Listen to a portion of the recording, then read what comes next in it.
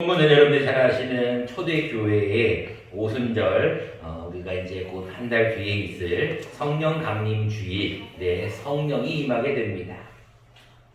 그들이 다 성령의 충만함을 받고 나서 그들이 방언을 얘기하는데, 방언으로 기도하는데 다른 언어들로 말하기를 시작하자 사람들이 하는 말이, 야, 저 사람들 세술에 취했다 라고 할 정도로 방언으로 각 지역의 말로서 기도를 막 하는 거예요. 그러니까 사람들이 이상하다라고 얘기하고, 어떤 이들은 조롱까지 하지만 그들은 하나님과 대화를 하게 되었죠. 자, 그 오순절 설교의 대표적인 설교자가 누구였느냐? 바로 베드로예요. 베드로가 14절부터 소리를 높여 유대인들과 예루살렘에 있는 모든 사람들에게 설교를 시작합니다. 제가 제3신이 이 사람들이 취한 것이 아니다. 이 사람들이 기도하는 것은 선지자 요엘을 통하여 하신 말씀처럼 내가 내 영을 모든 육체에 부어줄 것이니 자녀들은 예언, 젊은이들은 환상, 늙은이들은 꿈을 꿀 것이다 라는 그 요엘서의 말씀을 통한 설교가 시작이 됩니다. 자, 설교를 쭉 듣고 나왔을 때 이제 37절 본문이 시작이 됩니다. 그들이 이 말을 듣고 마음에 찔려 베드로와 다른 사도들에게 물어 이르되, 형제들아, 우리가 어찌할꼬. 여러분들, 하나님의 말씀이 떨어지게 되면 먼저 감동이 있게 되고 감사가 있게 되고 평안도 있게 됩니다.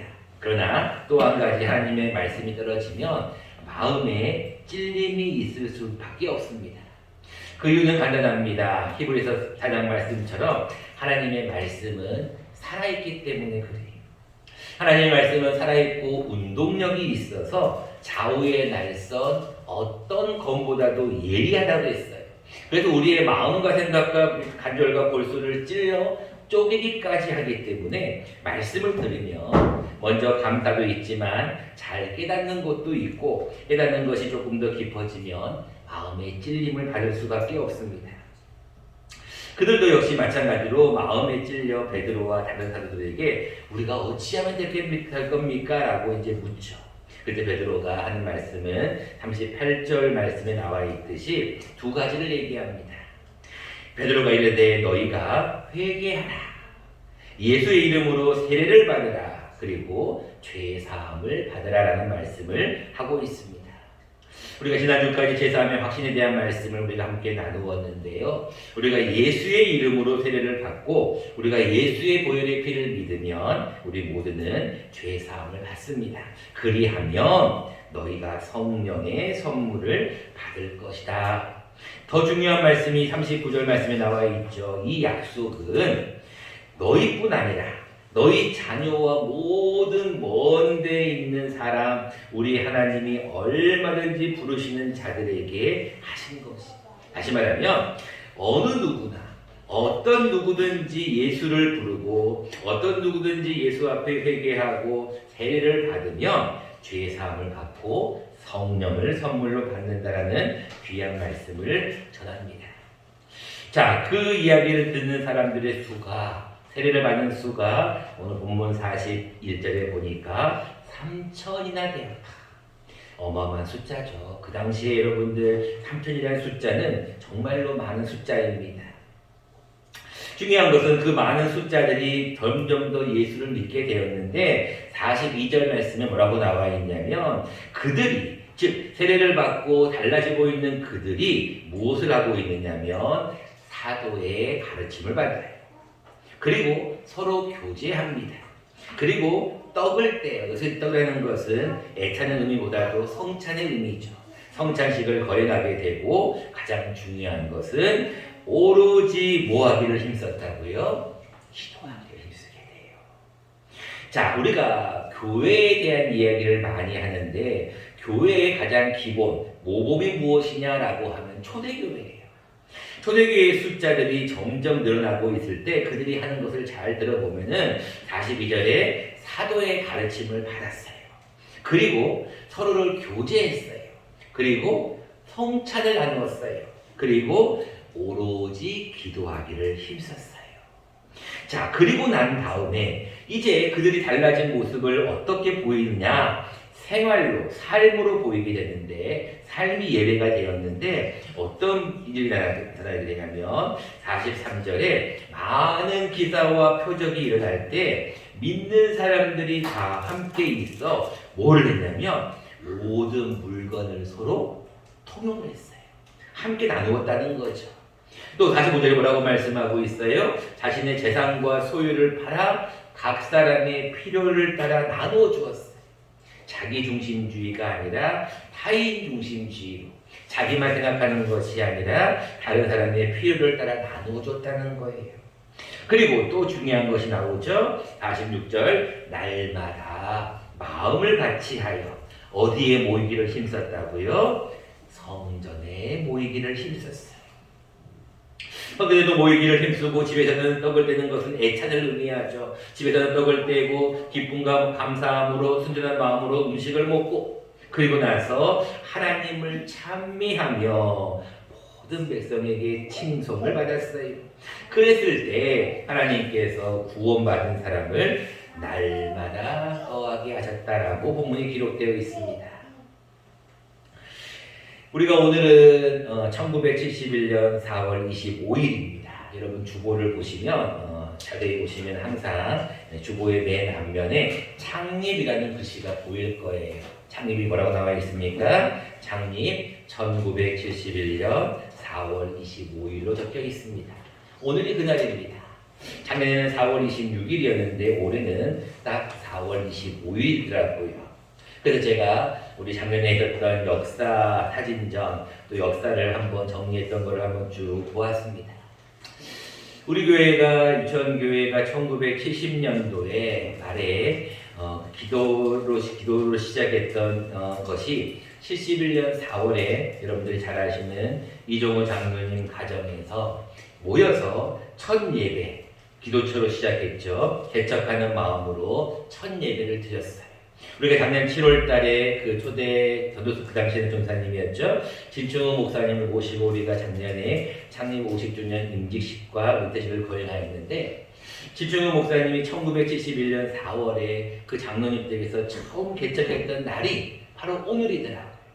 여러분 51년 전에 우리가 창립 기념 어떻게 보면 교회가 처음으로 생긴 날이 아마 오늘 같습니다.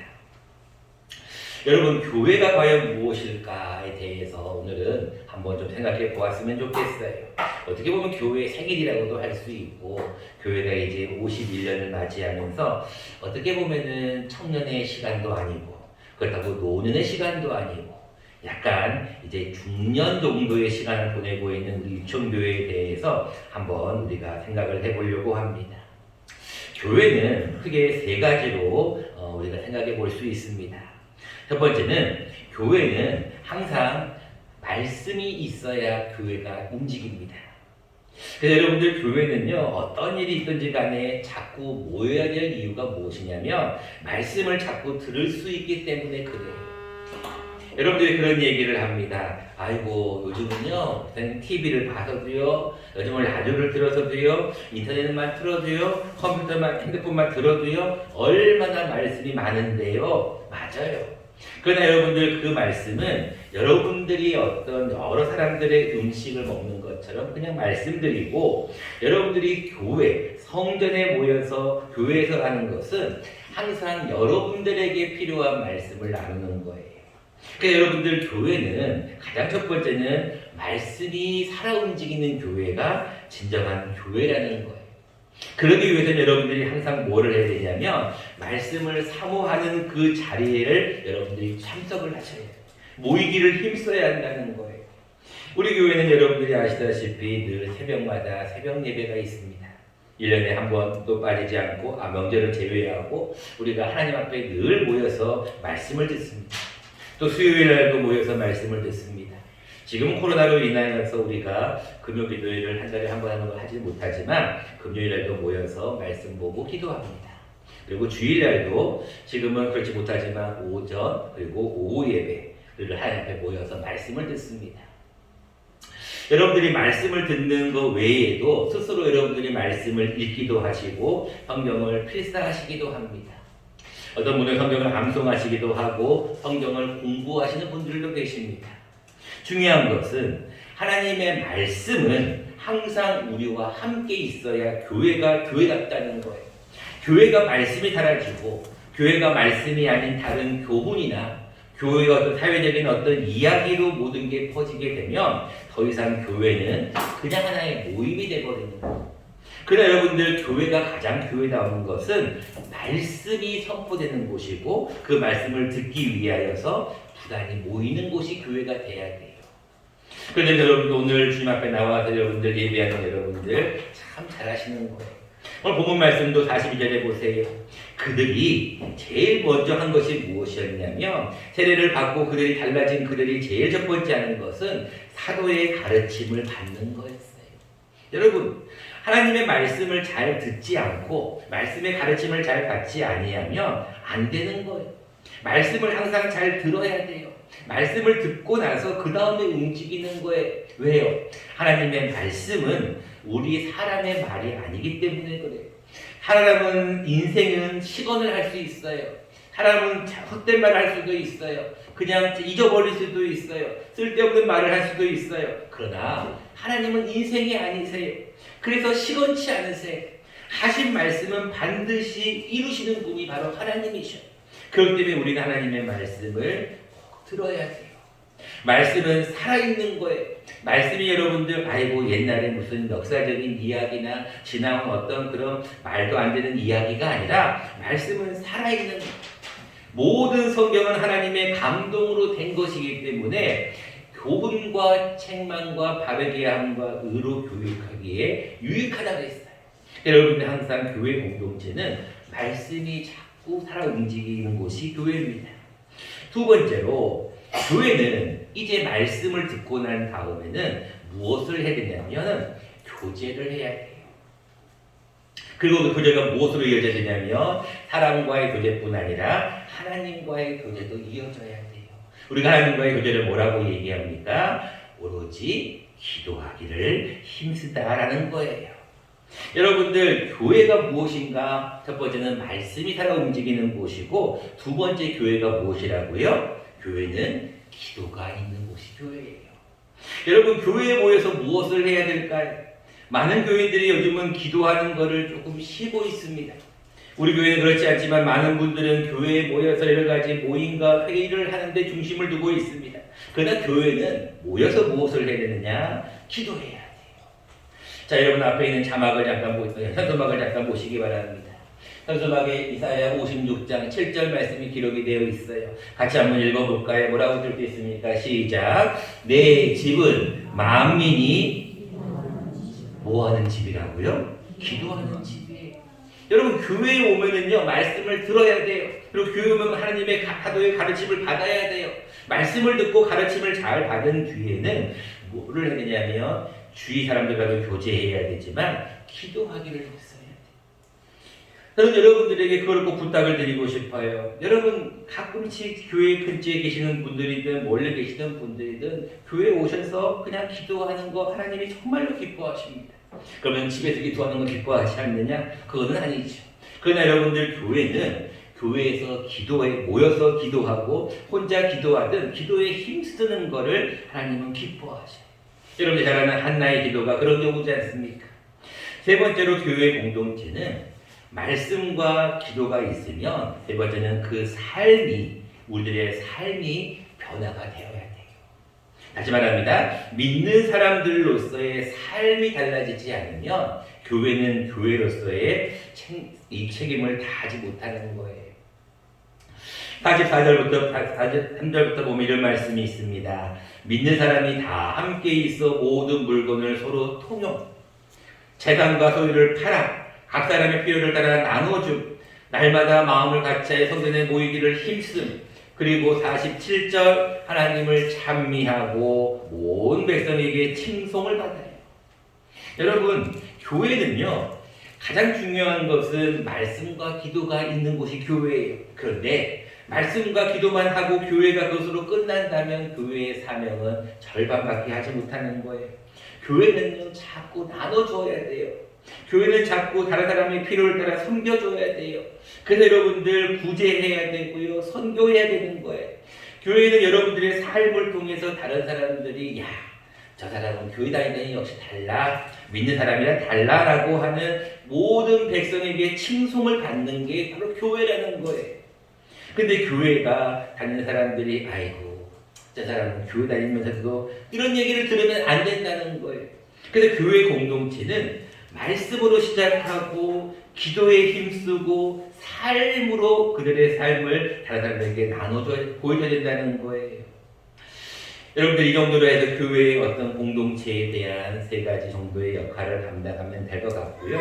오늘은 특별하게 우리가 창립기념주의를 맞이하여서 46절 말씀에 나와 있는 날마다 마음을 같이하여 성전에 모이기를 힘써야 된다라고 하는데, 오늘 특별히 창립기념주일이기에 성전에 모이기를 힘써야 될 이유가 무엇인가? 오늘은 2가지로 함께 생각을 한번 해보려고 합니다. 첫 번째입니다. 목사님 굳이 성전에 모이기를 힘쓸 필요가 있나요? 일주일에 한 번 정도 그냥 1시간 예배만 드리면 그걸로 끝나는 거지. 굳이 새벽에 나가고 굳이 수요일날 가고 굳이 구역 예배를 드리고 굳이 모이기를 힘써야 될 이유가 있나요? 라고 많은 분들이 질문할 수 있습니다. 더 나아가서 어떤 분들은 무교회 주자들도 있습니다. 교회 굳이 교회가 뭔데요? 굳이 우리가 교회 성전에 가지 않아도 모이기만 하면 교회지 않아요? 모여갖고 그냥 예배드리면 되지 굳이 성전에 모이기를 힘써야 될 이유가 있나요? 이렇게 질문하는 분들이 나옵니다. 첫 번째입니다. 여러분, 성전에 모이기를 힘써야 될 이유입니다.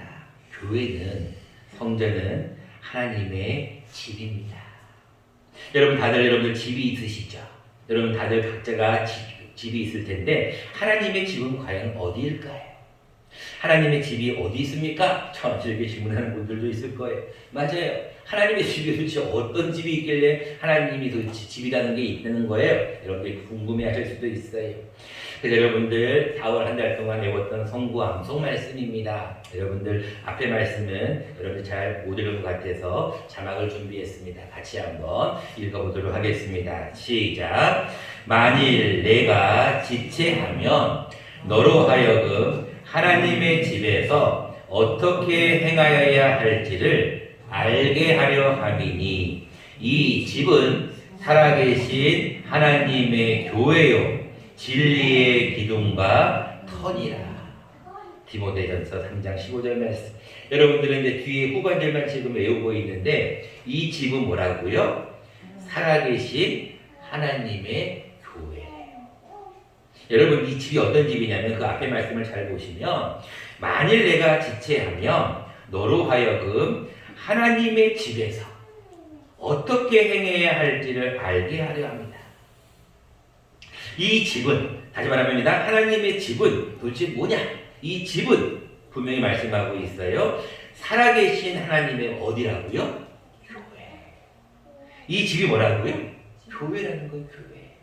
여러분들 하나님의 집이 물론 하나님이 전지하는 하나님께서 어느 하늘과 어느 땅을 향해서 집이라고 할 수 있겠느냐라고 하지만 하나님의 집이 교회라고 기록하고 있어요. 여러분 방금 찬송가 불렀잖아요. 하나님은요 성전에 거하신다고 수도 없이 구약에 기록하고 있어요. 왜 하나님이 성전에 거하실까요? 하나님이 거하실 데가 없어서 성전에 거하실까요? 하나님이 계실 데가 없어서 교회에 머무실까요? 아니에요. 여러분 방금 이렇게 말씀처럼 나와 있지만 이 집은 살아계신 하나님의 교회요 진리의 기둥과 터라고 했어요. 진리가 무엇이에요? 여러분 다 아는 말씀이에요. 내가 곧 뭐라고요? 길이요? 진리요? 내가 곧 길이라는 건 뭐예요? 예수님의 기둥과 터예요. 여러분들 아시다시피 베드로에게 뭐라고 얘기하고 있습니까? 내가 이 반석 위에 교회를 세운다 그러잖아요. 여러분 이 반석이 뭐예요? 터잖아요. 터. 우리가 진리의 터, 예수의 터 위에 성전이 세워지는 거예요. 여러분 이렇게 항상 기도하시잖아요. 교회가 무엇입니까? 많은 분들이 이렇게 기도해요. 피로 값주고 사신 교회다. 여러분 피로 값주고 사신 것이 교회라는 거예요.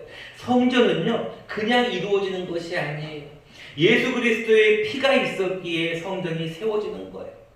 아까 말씀드렸죠. 처음에 개척하는 분들이 어떻게 여러분들 교회가 세워졌겠어요? 그 자신의 가정을, 그 장로님 가정을 하나님 앞에 기도처로 내놓으면서 개척할 때 그 마음은 어떻겠냐는 거예요.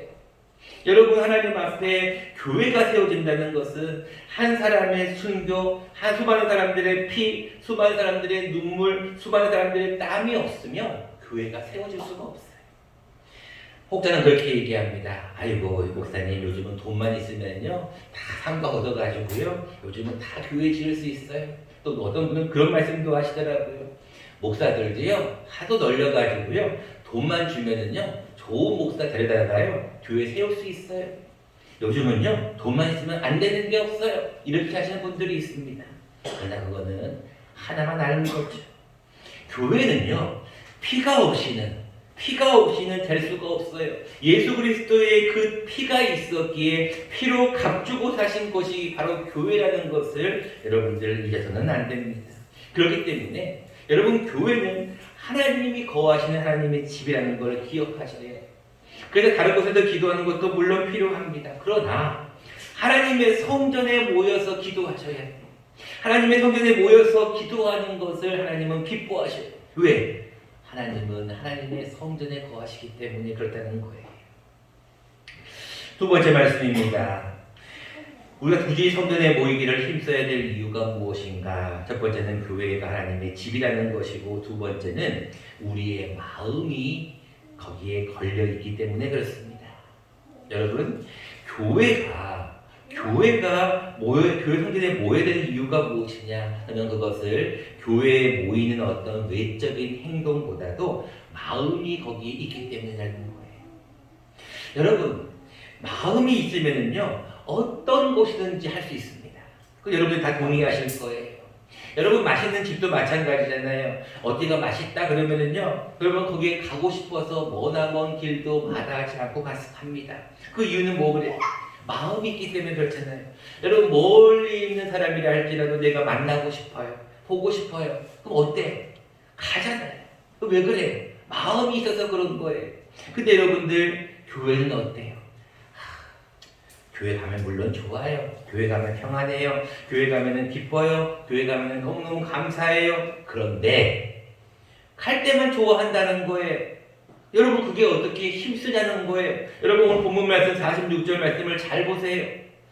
날마다라고 기록하고 있어요. 날마다. 그들이 할 일이 없어서 그런 것이 아니에요.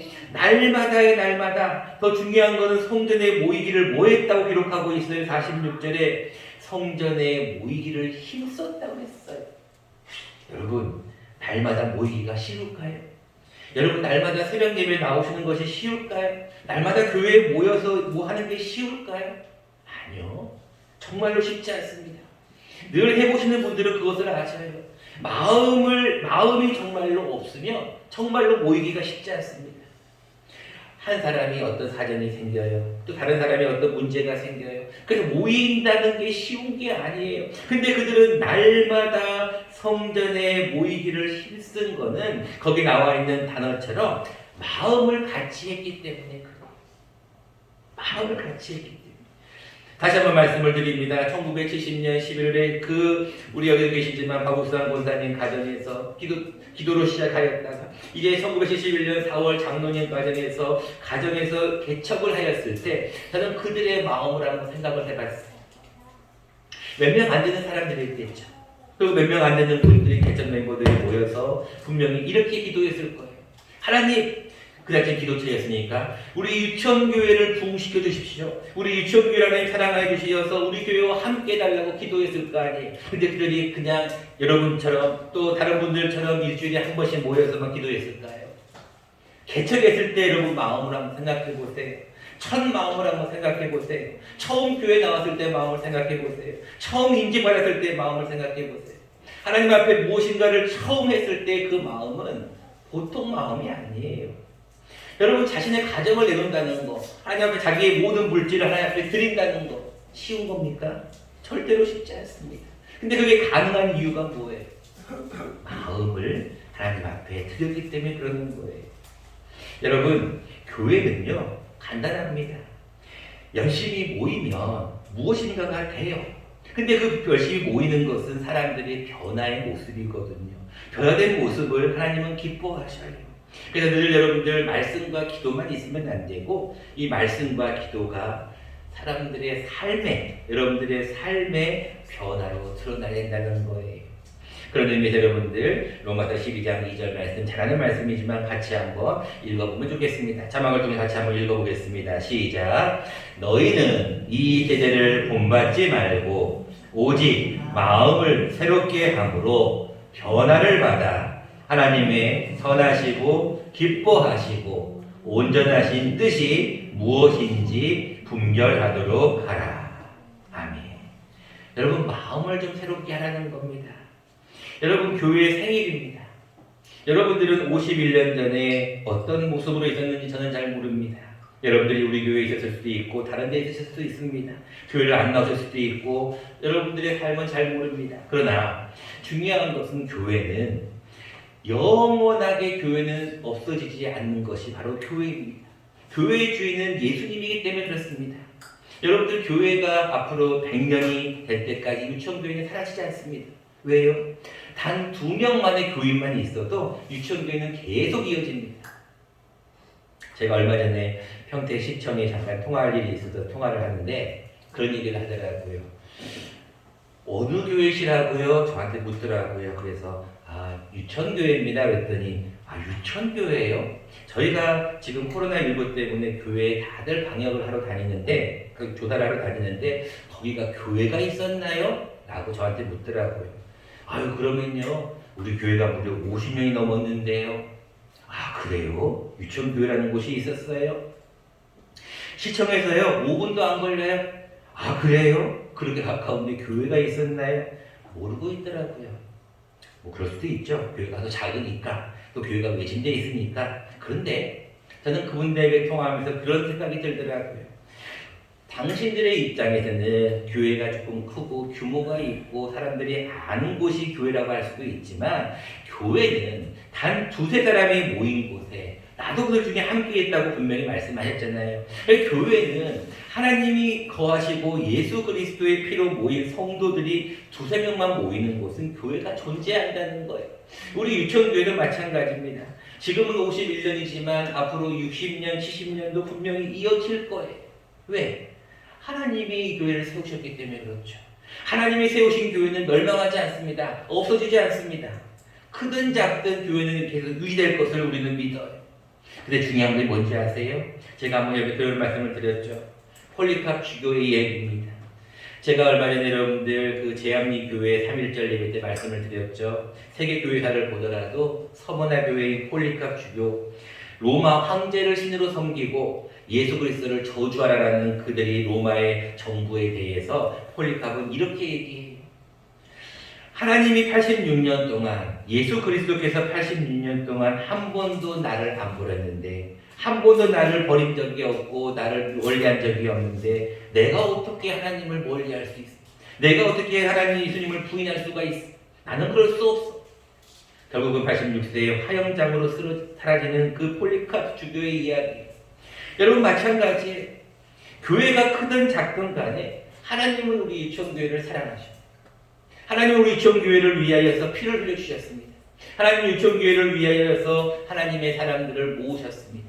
숫자가 중요한 것도 맞습니다. 그러나 더 중요한 것은 이 교회는 사람이 세운 것이 아니라 하나님이 세우셨다는 것을, 주가 친히 세웠다는 것을 우리가 믿는다면 이 교회는 사라지지 않습니다. 중요한 것은 매년마다 돌아오는 창립 기념 주일마다 여러분들이 한 가지를 기억하셔야 돼요. 그것은 뭡니까? 내가 이 교회를 위하여 얼마나 눈물과 기도로 섬겼는가를 한번 점검해 보셔야 한다는 것입니다. 말씀을 맺고자 합니다. 여러분들 창립 기념 주일을 맞이하여 하나님 앞에 이런 기도를 하면 어떨까요? 내가 우리 여기 유천교회에서 얼마 동안 더 있을지는 모르겠지만 내가 하나님께서 부르시는 그날까지 유천교회를 섬기겠지만 중요한 것은 하나님 앞에 내가 얼마나 성전에 모이기를 힘썼는가를 한번 생각해 보았으면 좋겠습니다. 여러분들 다 때가 있습니다. 나중에는 오고 싶어도 오지 못할 때가 옵니다. 여러분, 기회 있을 때, 시간 될 때 좀 성전에 모이기를 힘써 주십시오. 힘쓰지 않으면, 마음을 같이하여 힘쓰지 않으면 절대로 모이기가 쉽지 않습니다. 요즘같이 바쁜 때요, 요즘같이 어려운 때요. 여러분, 그러나 성경은 분명히 말씀합니다. 내가 피로 값주고 산 이 교회는 영원히 사라지지 않는다. 중요한 것은 이 터 위에 내가 교회를 세울 것이고, 이 교회는 늘 성도들이 모여서 말씀과 기도가 흥황할 것이라는 것을 말씀하십니다. 여러분, 이 한 주간 특별히 교회를 위해서 더 많이 기도해 주시고 특별히 모이기에 힘쓰는 저와 여러분 되시기를 간절히 축원합니다.